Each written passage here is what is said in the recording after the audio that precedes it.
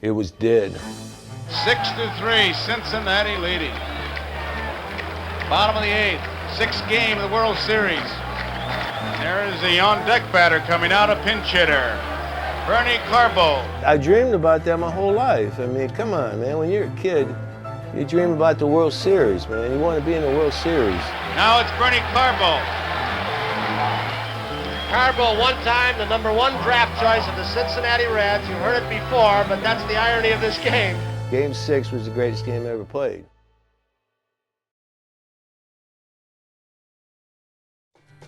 Well, I'll tell you, in 1965 was the first year of the draft, and I didn't want to draft. I wanted to play for the Detroit Tigers. And I got drafted by Cincinnati. I'm 17, and I'm sitting in the dugout, and this kid sits next to me. He says, I'm Johnny Bench. And here he is, Johnny Bench, the Hall of Famer, one of the greatest catchers ever lived, you know. But we were great friends. We were great friends. Played the minor leagues for 5 years, became minor league player of the year, hit .359, 21 home runs. Went up to the big leagues and Rookie of the Year, playing with Pete Rose, Johnny Bench, Davies Concepcion, and all those guys, George Foster. It was just a great time for me to play with Cincinnati. We played at Old Crosley Field. I got traded to the Cardinals, and I was with Stan Musial, and I said, Stan, man, how do you hit that slider? And he gets the bat, and he gets into his little stance. He said, Bernie, you see it and you hit it. Wow, that's simple. Yeah, and then I get traded to Boston, and I'm at Winter Haven spring training. Here comes this big man, about 6'5", walking out there, and I'm like, wow, that's Mr. Ted Williams. He worked with me for about 3 weeks, 4 weeks, and I learned to see the ball. I learned to get the zone smaller, being able to take the back shoulder and hit the ball in the air. One of the things that Ted Williams taught me, hit the ball hard, boy. Hit the ball hard, man. You want to hit those home runs, which you're doing today. Hit that ball hard. Make your zone smaller. Make your zone smaller. See the ball. Look out to center field. Pick up the ball. So I really loved Ted Williams. You know, you go back to 1965, 66, and things like that. When the Red Sox were opening day, you got 7,000 people at the ballpark, 2,000, 3,000. And the miracle Red Sox in 67 get to the World Series, and they end up losing. But that there was the beginning of the Red Sox nation. And when I got here, this in 73, it took a couple years for us to gel, but this ballpark for me was the best ballpark to play in baseball, all of baseball. I played with the Big Red Machine in 1970, 71, 72, and 73, and when I played here, this team was better. This was the best team I ever played with in 1975. We had something special. We weren't picked to win, but we had pitching, we had a solid team, and we came together, which you have to do. And then you realize, hey, this is a pretty good team. This is a really good team. Dwight and Freddie and Jim Rice were really, honestly, mature for their age. They weren't intimidated. This is the greatest team we've had. These kids, our guys could play.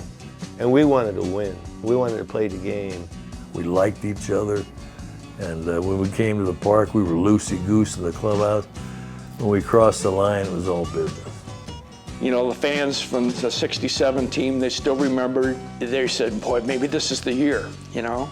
And so every time we played in Fenway Park, it was like opening day. Here are the Red Sox. They'll get a mighty roll. Louis' game 1, they couldn't touch Louis. And so with his wind-up and his delivery and his arm angle and all those things that he threw at them, man, he made them look bad. Crowd on its feet here at Fenway on an overcast, raw day. And Petrocelli gloves it. A throw in time. And the Red Sox have drawn first blood in the 1975 World Series. Louis, he didn't want to give up the ball, and you know when he was in there, he was going to really give you a great game. There goes Geronimo. Pitch is popped up. And that should do it. Yastrzemski and Boston has taken the 4th game of this World Series. There it is. Eastwood strikes Petrocelli out, and the Reds lead 3 games to 2.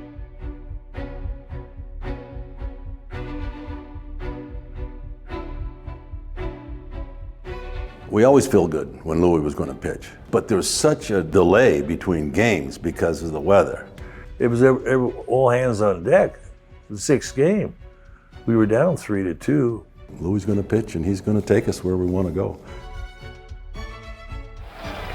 And hopefully for the Red Sox, so is Louis Tion, who needs the victory tonight. The Red Sox do to avoid elimination. He loved to have the ball in the tough situations.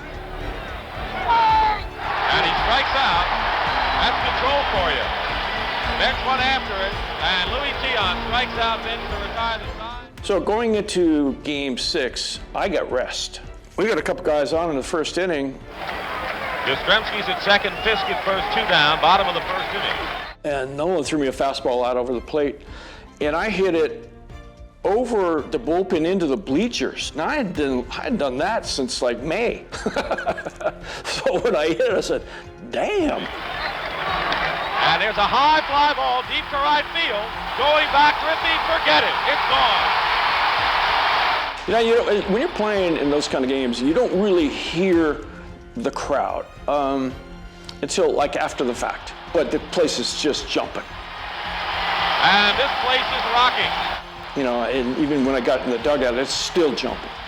And that's when you hear it. I don't hear the crowd until it's over. You know, if you do, then your concentration level is not where it should be. You know, they get a couple home runs and we're down 6-3. You go, oh my gosh.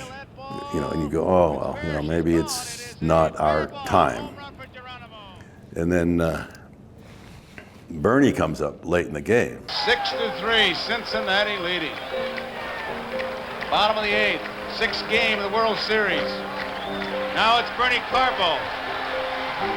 I walked in the batter's box, I looked at Bench, I said, what are you guys doing? He said, we're going after you. And I said, no way.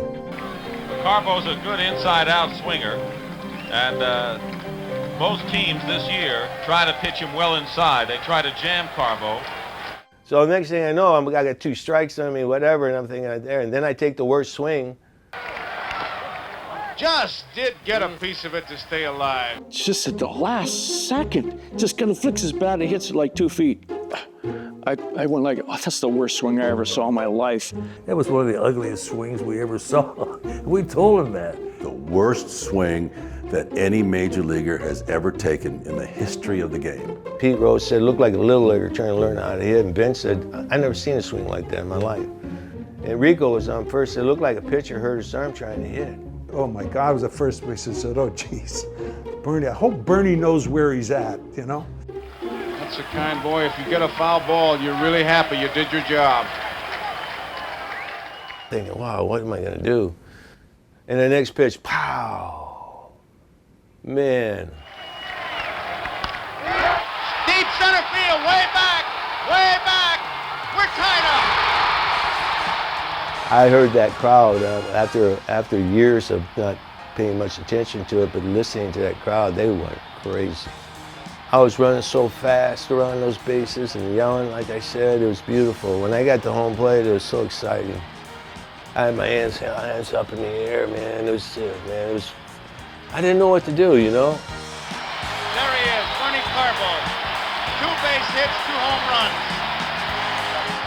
Well, the fans have come alive again, Tony, Joe. They are alive.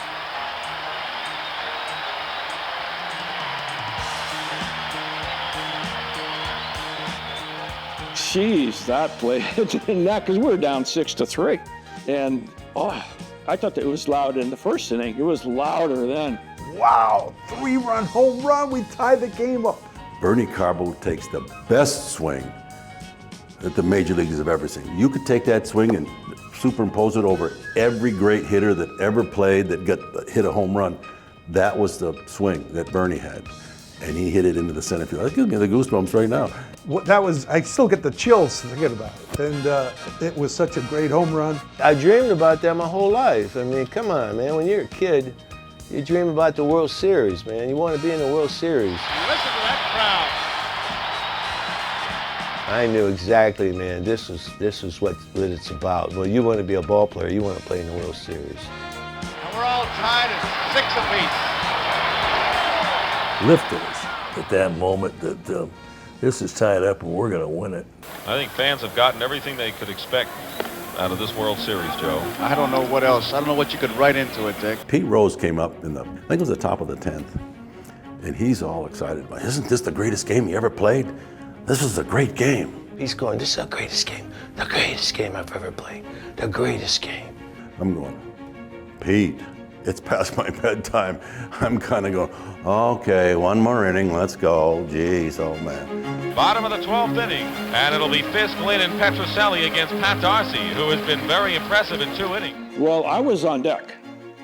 So Pudge and I were watching. Well, what they didn't know is that Pudge is a low ball hitter.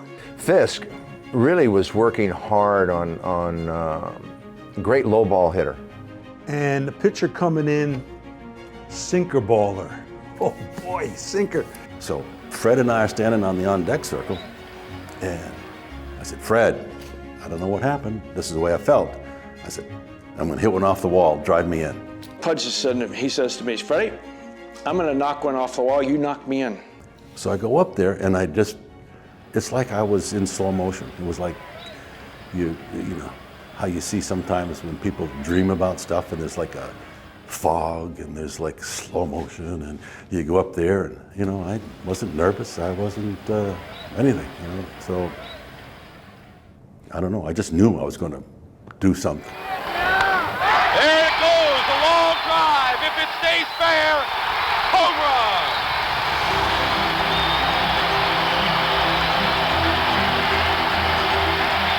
Fifth, bang. And we're all going, stay fair in the dugout. And it's fair. I'll tell you, my head still hurts. I hit the top of the dugout, and man alive, what a thrill that was. And it's hit so hard, it doesn't have a chance to go foul. It was gone. And so I'm jumping up and down, and Pudge is doing this thing, you know. And that was crazy. It was bedlam. You know, that's a game winner. We will have a 7th game in his 1975 World Series. Carlton Fisk becomes the first player in the series to hit one over the wall into the net. But he kind of forgot the part where I'm supposed to drive him in. You know, Pudge, hey, what about me? When you're, quote unquote, in the zone, all it is a din. It's just a little shh.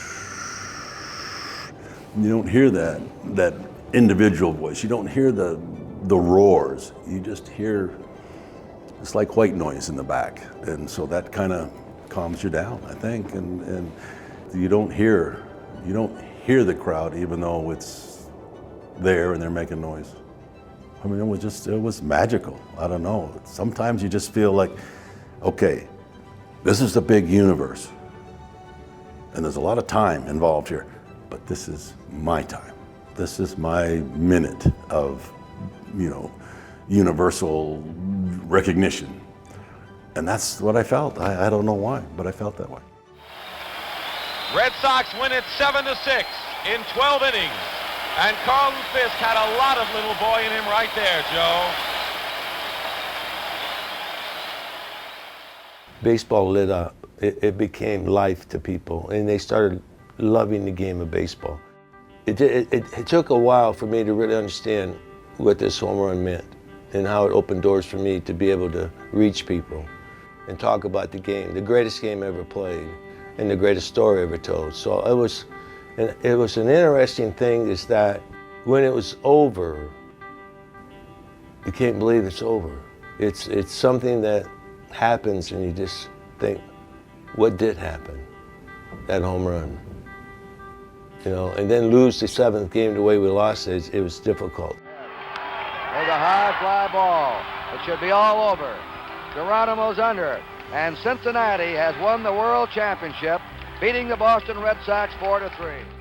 We were the best. The 1975 Red Sox, I believe, were better than the Big Red Machine that won the World Series at that particular time. Who would ever thought Bernie Carbo would play in the big leagues and be the #1 draft choice? 17-year-old kid.